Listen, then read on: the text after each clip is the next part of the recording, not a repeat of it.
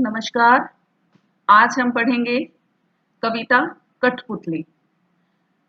कठपुतली कविता हमारी कक्षा 7 की हिंदी की पाठ्य पुस्तक वसंत भाग 2 का चौथा अध्याय है। इस कविता को लिखने वाले हैं भवानी प्रसाद मिश्र। ये देखिए, आप इस चित्र में देख रहे हैं जो ये एक गुड़िया सी नजर आ रही है, यही जो है कठपुतली है। और कठपुतली जो होती है वह अपने आप से संचालन नहीं कर पाती है, उसका संचालन स्वनियंत्रित नहीं होता, वह किसी अन्य के द्वारा ही नियंत्रित होती है। देखिए, ऊपर एक व्यक्ति के हाथ दिख रहे हैं और हाथों पर धागे बंधे हुए हैं और इन्हीं धागों से जो है ये जो कठपुतली है वो मूव करती है, संचालित होती है। कठपुतली कविता जो है इसके बारे में थोड़ी विषय वस्तु के बारे में हम जान लेते हैं कि कठपुतली से क्या तात्पर्य है, किस प्रकार से ये जो कठपुतलियां हैं ये प्रचलन में आई। तो देखिए, जो कठपुतली है इसका नाम हम सभी जानते हैं।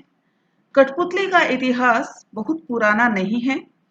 कठपुतली का खेल गुड़ियों अथवा पुतलियों द्वारा खेला जाता था। कठपुतलियां या तो लकड़ी की होती हैं या कागज की लुगदी से बनाई जाती है। उसके शरीर के भाग इस प्रकार से जोड़े जाते हैं कि उनमें बंधी डोर खींचने पर वे अलग अलग हिल सकें। देखिए, इनके जो धागे हैं इस प्रकार से बंधे हुए हैं इनके भागों पर कि जैसे ये धागा खींचा तो सिर्फ ये अंग इसका हिलेगा, ठीक है। नीचे का खींचा तो नीचे का अंग हिलेगा। सिर के ऊपर जो धागा है, ये जो धागा अगर खींचेगा तो ये संचालन करेगा। तो इस तरह से बांधे जाते हैं धागे कि उसके जो अंग हैं वो अलग अलग संचालित हो सके। इस तरह हाथों से डोर हिलाने पर ये हिलती और डुलती है।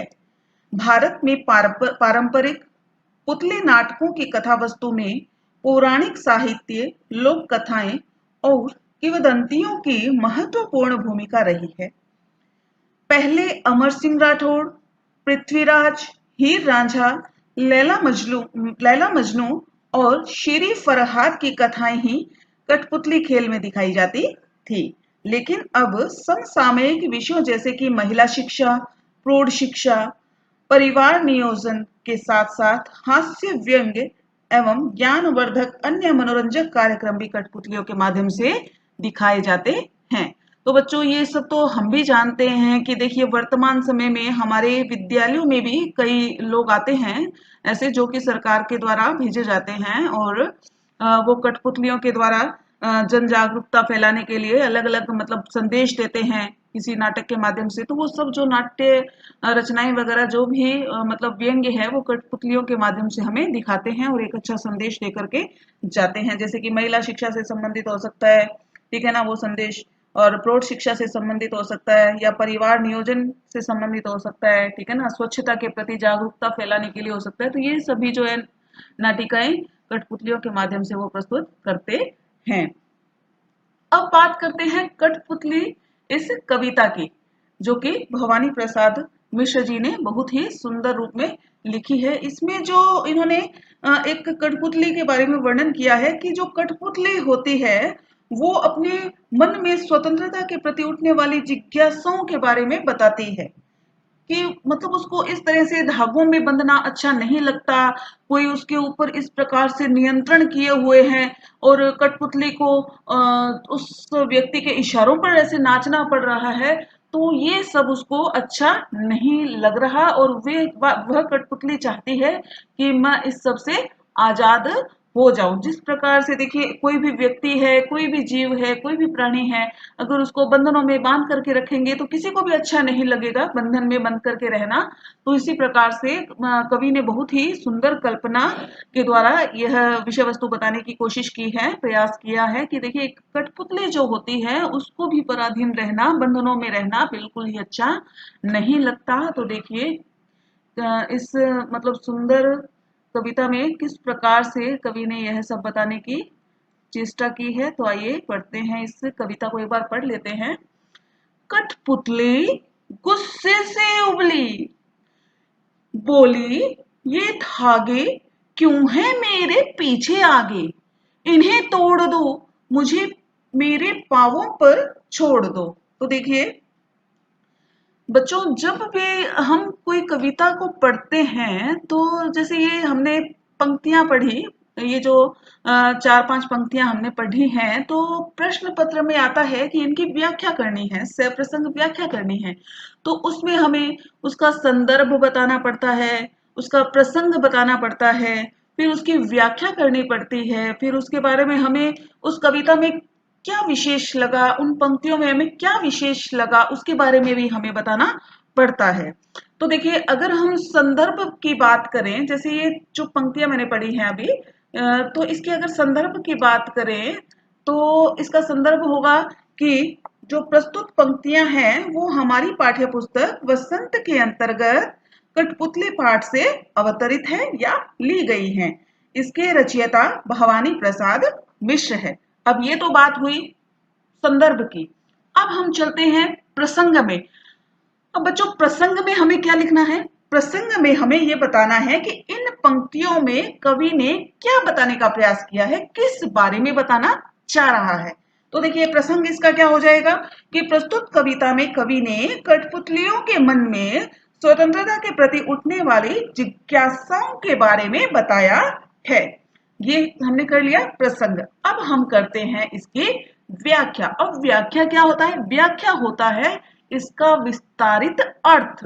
तो इसका अर्थ हम समझें तो देखिए इन पंक्तियों में कवि कठपुतलियों के मन में उठने वाले भावों को अभिव्यक्त करता हुआ कहता है कि धागे में बंधी कठपुतलियां पराधीन होती हैं, मतलब कि किसी के वश में होती हैं, क्योंकि वो दूसरे के इशारे पे नाचती है।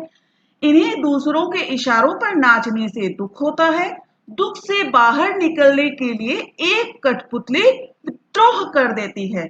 वह गुस्से से बोलती है कि न जाने क्यों ये धागे मेरे आगे पीछे लगे रहते हैं।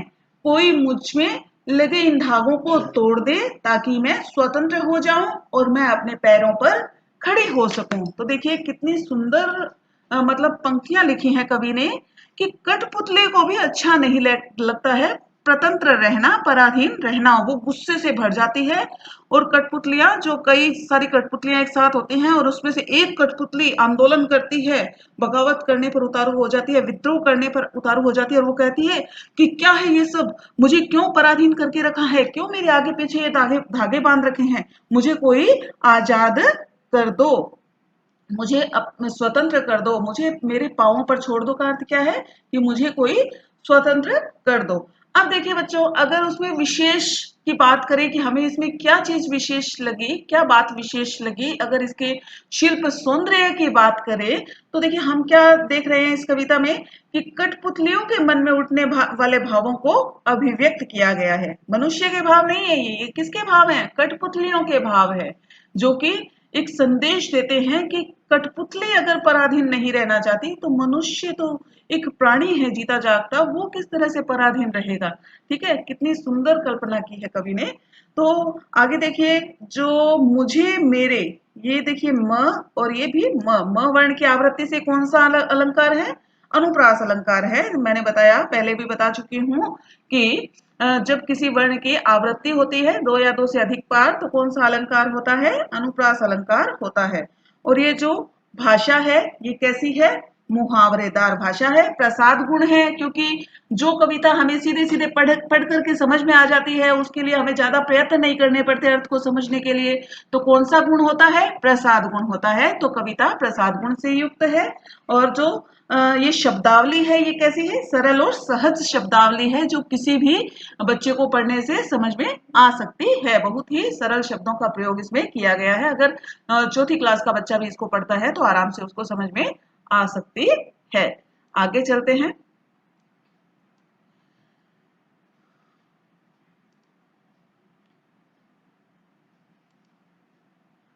सुनकर बोली और कठपुतलियां कि हाँ बहुत दिन हुए हमें अपने मन के छंद छुए। देखिए छंद छुए, पुनः ये शब्द आया, छ वर्ण की आवृत्ति हो रही है, तो कौन सा अलंकार है? अनुप्रास अलंकार है।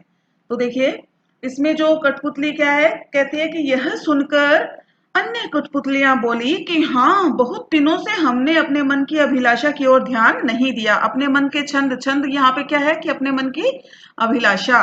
ठीक है, छंद का अर्थ वैसे तो कविता के लिए किया जाता है, लेकिन यहाँ पे क्या है, अपने मन की अभिलाषा की। हाँ, और क्या, तुम सही कह रही हो। इस कठपुतली को कहते हैं कि हाँ, तुम सही कह रही हो कि कितने दिन हुए हमने अपने मन की अभिलाषाओं की ओर ध्यान ही नहीं दिया, हमने मन की इच्छाओं की ओर ध्यान ही नहीं दिया।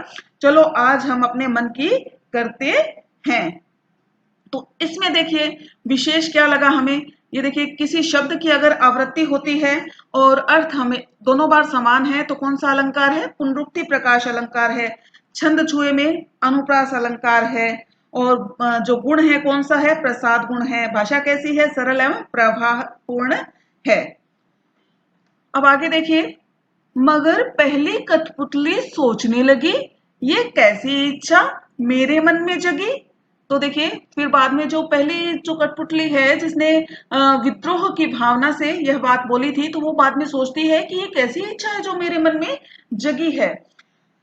क्योंकि ऐसा कभी नहीं हो सकता कि कठपुतली अपने आप चल फिर सके। देखिए कठपुतली कभी अपने आप चल फिर सकती है क्या? तभी वो सोचती है कि ये कैसी इच्छा है जो मेरे मन में जगी है। बस तो वह धागे के सहारे नाचती है। वह किसके सहारे नाचती है? धागे के सहारे नाचती है। तो इसमें क्या विशेष है, मेरे मन में। देखिए ये जो मेरे मन है, इसमें कौन सा अलंकार है? अनुप्रास अलंकार है। भाषा कैसी है? सरल एवं प्रवाहपूर्ण है। क्योंकि देखिए कितने प्रवाह से ये भाषा चल रही है, कितने सरल शब्द है। तो सरल सरल एवं सहज शब्दावली का प्रयोग किया गया है। और कठपुतलियों के मन में उठने वाले भावों को अभिव्यक्त किया गया है। तो देखिए बच्चों, इसमें जो कठिन शब्द आए उनके बारे में हम जान लेते हैं। पांव क्या होते हैं? पैर। और इच्छा क्या होती है? ख्वाहिश या कामना। कठपुतली जो होती है वो धागे के सहारे नाचने वाली एक लकड़ी की गुड़िया होती है। ये जो दिख रही है आपको, ये धागे के सहारे नाचने वाली क्या है? गुड़िया है। पांवों पर छोड़ दो का अर्थ क्या होता है? पांवों पर छोड़ दो का अर्थ होता है कि मुझे स्वतंत्र कर दो, मेरे बंधन तोड़ दो। जगी का अर्थ क्या होता है? उत्पन्न हुई। जगी का अर्थ क्या होता है? उत्पन्न हुई। गुस्से से उबली का अर्थ क्या होता है? गुस्से से भरी। तो बच्चों आज के लिए इतना ही। हमने कठपुतली अध्याय को पढ़ा। बहुत ही सुंदर कविता थी यह, भवानी प्रसाद मिश्र जी की। और अगर आपको आज का ये वीडियो पसंद आया हो तो चैनल को लाइक करें, सब्सक्राइब करें और शेयर करें। चैनल पर नए हैं तो ऑल बटन को क्लिक करें, जिससे कि आपको हमारे नए वीडियोज समय पर मिलते रहें। आज के लिए इतना ही। Thank you very much.